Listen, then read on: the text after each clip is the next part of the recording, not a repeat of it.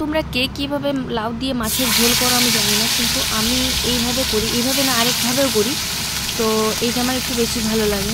তো দেখো আমি কিভাবে করি, আর তোমরাও কি এভাবে করো নাকি আমাকে একটু জানাবে। তো প্রথমে 2 পিস মাছ নিয়ে আমি একবেলার জন্য রান্নাটা করি, তো আমাদের দুজনকার।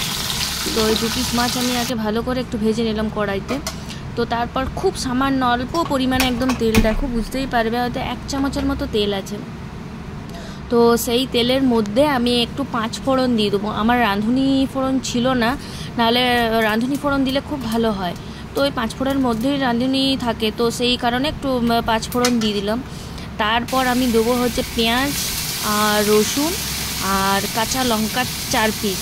তো সেগুলো সমস্ত 3টে কুচি কুচি করে কেটেছিলাম আমি, একদম একদম মিহি কুচি করে, আমি বাটিনি, কারণ আমার বাটা মশলা দিয়ে রান্নাটা না খুব একটা পছন্দ লাগে না। তো আর বাটা মশলা দিয়ে রান্না করলে না তেলটা অনেক পরিমাণ লাগে। তারপর সেটার মধ্যে আমি একটুখানি নুন দিয়ে দিয়েছিলাম যাতে তাড়াতাড়ি ভাজা হয়ে যায়, তেলটা কম ছিল তো ওই জন্য ভাজতে একটু সময় লাগছিল। তো তারপর দেখো ভাজা হয়ে গেল। তারপরে আমি লাউ বড় বড় করে কেটে রেখেছিলাম, আলু বড় বড় করে কেটে রেখেছিলাম, তো সেইটা তার মধ্যে দিয়ে দিলাম। দিয়ে পরে আমি ভালো করে ভাজলাম। ভাজার পর খানিকক্ষণ ভালো করে ভেজে তারপরে আমি ওটা ঢাকা দিয়ে রেখে দেবো।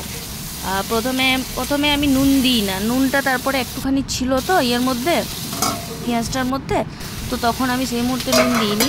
তারপর আমি ভেজে ঢাকা দিয়ে রেখেছিলাম। ঢাকা দেওয়ার 5 মিনিট পর আবার এই খুললাম, খুলে পর আবার একবার নেড়ে চেড়ে এরপর আমি দেবো এখানে নুন, হলুদ আর জিরা গুঁড়া।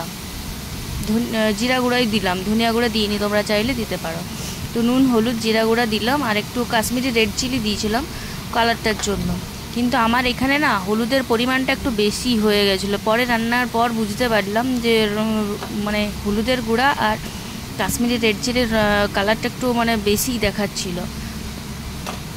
তো যাই হোক, এই দিলাম, এই দিয়ে আর একটুখানি চিনি ব্যালেন্সের জন্য, আমরা ঘটি বাড়ির মানুষ বাবু, একটু চিনি লাগবেই রান্নাতে।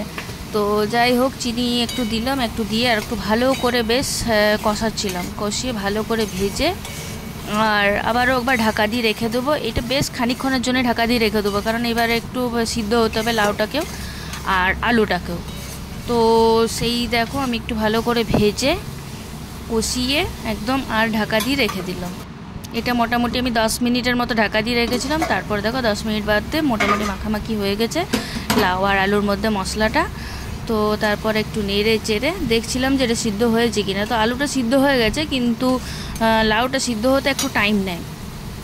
যাই হোক, তারপরে জল দিয়ে দিলাম পরিমাণ মতো। প্রথমে জল দিলাম, তো দেখলাম যে ঠিকঠাক হচ্ছে কিনা। তারপর দেখলাম যে না, সিদ্ধ হয়নি এই লাউটা, তো সিদ্ধ হবার জন্য আর একটু জল দিতে হবে। তো তারপর আমি আবার খানিক বাদে একটুখানি আবার জল দিয়েছিলাম। তোমরা তোমাদের পরিমাণ মতো জল দিবে। তারপর আবার ঢেকে রেখে দিলাম। তো এই মুহূর্তে একটু নুন মিষ্টিটা চেক করে দেখে নেবে যে কীরকম কী হলো। তারপরে এই যে ফুটে উঠেছে আমার ঝোলটা, তখন কি সব সিদ্ধও হয়ে গেছে, লাউ আর আলু দুটোই সিদ্ধ হয়ে গেছে। তারপর আমি দিয়ে দিলাম মাছগুলো, 2 পিস মাছ আমার এখানে দিয়ে দিলাম। মানে ভেজেছিলাম অনেকগুলো, তার মধ্যে আমি লেজা খেতে একটু পছন্দ করি আর বিবেকের পিস, তো দিয়ে দিলাম এখানে এটা 2টো মাছ। আর এগুলো দিয়ে খানিকক্ষণ আমি একটু ভালো করে ফুটিয়ে নেব, মানে ঝোলটা যাতে মাছের মধ্যে ভালো করে ঢুকে যায়, তো ফুটিয়ে নেবো। তারপর তোমাদের কাছে যদি ধনিয়া পাতা থাকে খুব ভালো, একটু ছড়িয়ে দেবে, না হলে এরকমভাবেই নামিয়ে দেবে। তো দেখো একটু মনে হচ্ছে না হলুদটা বেশি দেখাচ্ছে, তো আমি এভাবেই করি। টাটা।